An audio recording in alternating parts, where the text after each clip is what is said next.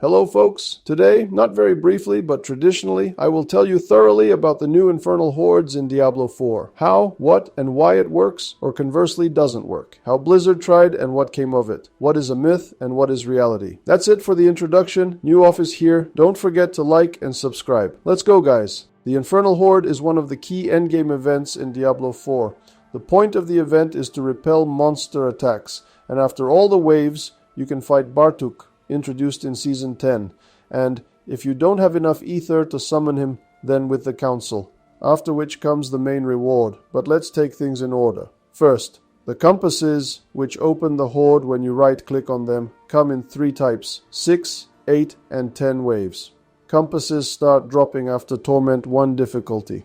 Also, in Season 10, the developers introduced the ability to run the Horde for 4 waves before reaching T1 difficulty. Whether they will keep this option permanently is still unclear. On one hand, leveling up in the Horde is very effective in the early stages due to the high density of mobs and the large number of elites. On the other hand, this activity, like any other, becomes boring over time, and the sooner it starts to get boring, the worse it is for the gameplay overall. The first compass in the game will drop for you after completing the story quest The Eyes of the Enemy in the early stages of the game. The quest chain starts in Zarbinzet. This quest, like the Altars of Lilith and many other things, will only need to be done once per account, and in every new season they will already be available. Where do infernal compasses drop? Almost everywhere. The Pit, Nightmare Dungeons, Whisper Tree caches from Helltide chests, and also in Legion and World Boss. So, if there is a shortage, it will only be at the very beginning of the game.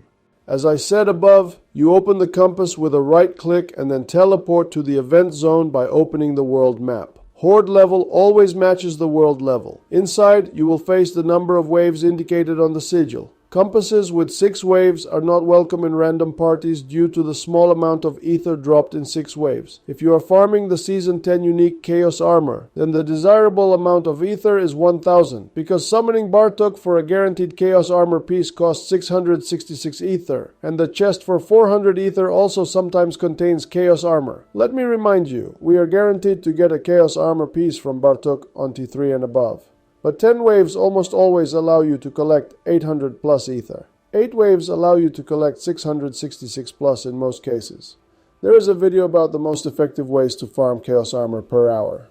But if your goal is to farm gold in the Horde, then all compasses will be useful to you, because 6-wave runs for the Council and the gold chests give the highest amount of gold per hour in the entire game in Season 10. For more details, watch the separate video. So the currency of the Infernal Horde, ether, drops from enemies. You spend it at the end for rewards. After each wave, you are offered to choose an Infernal offer. These are 3 or 4 hands appearing in the center of the arena after each wave. These offers are active not only for the next wave, but for all remaining waves. So keep in mind that not only bonuses accumulate, but also penalties, which can be a problem for new players in the early stages of the game. But only in the early stages. In general, the game is extremely simple and stops being challenging very quickly. An important rule: if you are killed in the Horde, do not revive yourself, wait for someone to revive you. The party has a resurrection counter, and it is shared by everyone. If you revive yourself, the limit decreases by 1, and so on until complete failure and no rewards for the entire group. But if one of your party members revives you, it does not count as a self-resurrection. Simply put, if you revive yourself, be prepared to be kicked. Usually no one kicks for deaths, but still try to choose a world difficulty level that matches your character's progression level. Let's get back to the offers. These are pylons with a brief description of bonuses and penalties. They are colored in different colors, so we get the impression that our choice matters. This is both true and not true. In fact, this entire procedure is subordinated to one goal: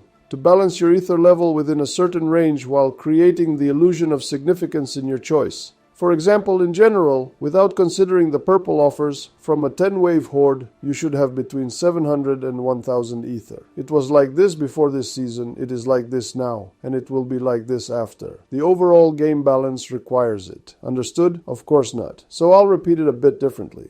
For the current Season 10, there are bonus purple offers. They are not balanced in any way and give an amount of ether in a gigantic range, from 50 to 3,000 for goblins. These are offers that stand apart, which did not exist before Season 10, and most likely will not exist after Season 10. Yes, I managed to collect 3,000 ether from one wave of goblins twice, and both times solo. In a party, even with strong players, this number never exceeded 2,000 for one wave. For one wave, not for the entire run. Okay? Therefore, to understand the general concept of the Horde, we must ignore these purple pylons. Or rather, we should take them, of course, but for understanding the core mechanic, they are superfluous for us. The main offers are the pylons colored with the rarity colors. There are 3 groups: Spires, Ether Masses, and Hellborn. A few demons and elites. I am showing you not all the offers, but the structure itself. Listing all offers is pointless. You can find the list yourself. It is as long as useless.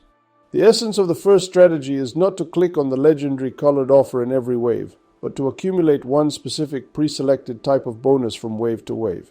That is, if you decided to accumulate bonuses for Spires, then you should not care what color the other types of offers are in each subsequent wave.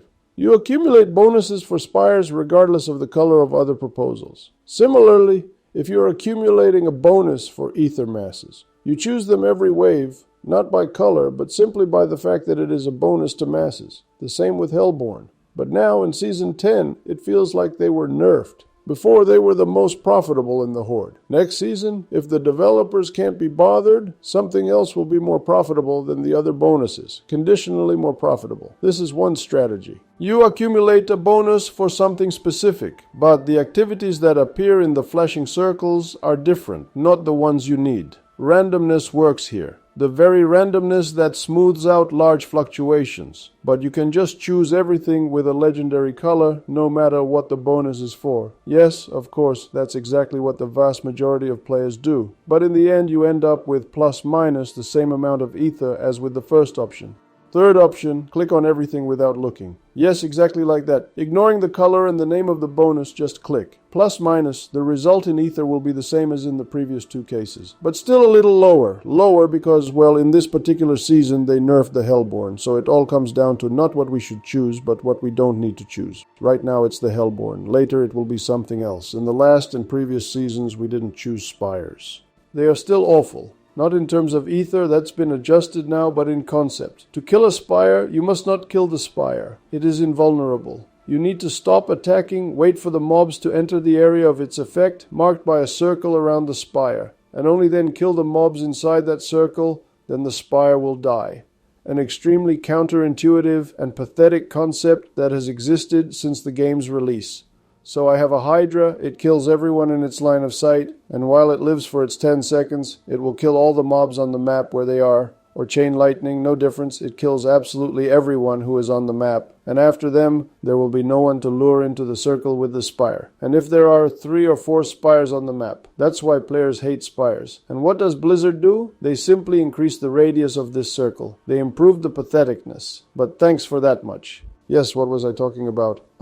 They colored the offers in different colors, added a few new ones. And what changed? Nothing. If you ignore the purple offers, then it will be roughly 800 ether regardless of what and in what sequence you chose. I've run 100 hordes this way and that. At first I suspected, and then became convinced of what I'm telling you here. That is, literally. You can always choose only the top offer, or always only the left or right one. Or you can choose only those that seem more profitable to you. Or conversely, specifically choose those that are the worst, in your opinion. The final result doesn't depend much on this. Understood? Everything that gives a profit in ether this season is the purple offers. Or rather, one of them, the goblins. Remove them and the changes, 0. Changes in the amount of ether, not the visual coloring of the offers. But that's how it was supposed to be, and it couldn't be any other way because the overall balance of the game in all subsequent seasons requires it. In future seasons, they will create marketing noise around some other, supposedly deeply reworked mechanic. In reality, they will just draw new icons and swap something around. Why not? It works. But at the same time, there are offers that you must know where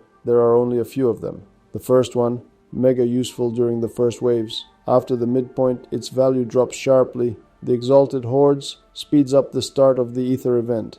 These are the very activities inside the flashing circles. Before there was a crooked description that said, the event starts 50% faster. And how is that if you encounter this offer 3 times per session? Is it 50% faster each time? It turns into nonsense, but no one from the game's release was interested or bothered by this. And now they've corrected it to the faceless faster, which can mean anything or not work at all. Yes, by the way, these bonuses stack like any others. Another one very important in the current reality, the offer, the hungry spires, choose it every time it appears. The spire pulls mobs towards itself, where it's easier for you to kill everyone at once and complete the event. Also, mobs killed within the spire's radius have a chance to drop 1 ether. It can pull you to the spire too, but that's more of a plus than a minus, and that was the case until the patch came out yesterday. Now spires simply die because they spawn mobs inside their radius. In marketing language, this is called mob set up an ambush.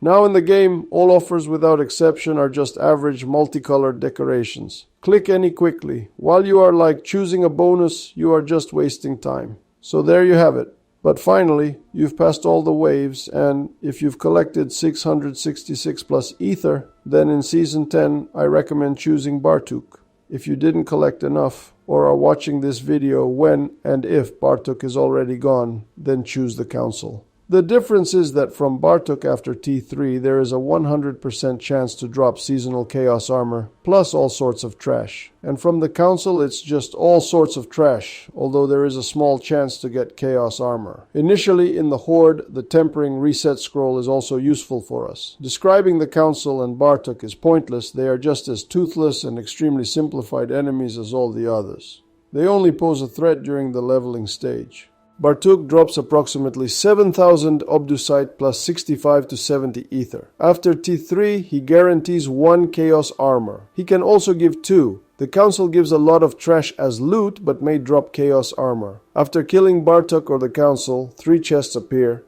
The top one for 400 ether contains loot. In 99% of cases, it's trash. But sometimes a seasonal chaos armor piece can drop, or even a mythic item. Yes, since this season, the drop chance for mythics has been increased, and it can drop from this chest. It can also drop in the pit, Helltide, or when gambling in Karagar. And as I said earlier, it contains the tempering reset scroll we need at the beginning of the game and 4,000 Obdusite. The second chest for all the remaining ether gives us the material for masterworking at the blacksmith, Obdusite. Approximately a 50% chance from this chest to get a tribute in Kurus for Obdusite. In the current season, Obdusite has been turned into trash. It drops everywhere and is not a valuable resource. Later the balance might change. Although in the last year that I've been playing Diablo 4, everything is getting simpler and simpler. The game is becoming easier and easier with each season. Items and resources are losing their value. Everything favors players who play 50 hours per season. Soon, experienced players will complete the seasonal journey not in a week, as now, but in 3 days. The third chest, also for all the ether, gives us gold. If you decide to play in a party with random players, then you need to know about the completely annoying system for acceptance, when the invitation is declined automatically when someone joins the party or leaves the party, or when someone thinks that salvaging items for several minutes after a run is normal. At the same time, they decline the invitation to start the game. Such a player is not marked by the game in any way, and it's unclear who to kick. The profit from a party, generally in the whole game, is purely on paper. It's 5% experience, while mobs have up to 100% increased HP for each player in the group. A party only makes sense in the early stages of leveling, or when you are playing with friends. Diablo 4 is a solo game. Party members only waste time. For example, when opening a chest on Uber bosses, with long salvaging sessions and any other activity. And the pinnacle is the Season 10 Chaos Rifts, where players on the same location, even not in your party, steal rifts from you, just as you deprive them of the same Chaos Rifts, just as you steal them from others. Friends in a party can steal your rifts in Helltide or Nightmare Dungeons if you're farther than a screen apart. No Chaos Rift reward occurs. The party system is made not for players, but for a checkmark and reporting to management. On the other hand, just before the start of Season 10, I played Path of Exile 2 for 2 weeks. There I mentioned Diablo 4 in a good way so many times that it's uncountable. We, humans, are built in such a way that we quickly get used to good things and stop noticing them. And it might create the impression that, according to my words, Diablo 4 is a bad game. That is not true. The game is quite decent, but it is a solo game. Now a Q&A on the Infernal Horde. Can you craft an Infernal Compass? No, you can only get them as drops. Where do they drop? Almost everywhere. The Pit, Nightmare Dungeons, Legion, World Boss, Helltide Chests, Whisper Tree Caches. Can offers repeat during one session? Yes, any offer can repeat. Theoretically, the same offer can be in every wave. Do Chaos Armor pieces only drop in Season 10 and later they won't be available? Yes, this is purely the theme of Season 10. At least I really hope so.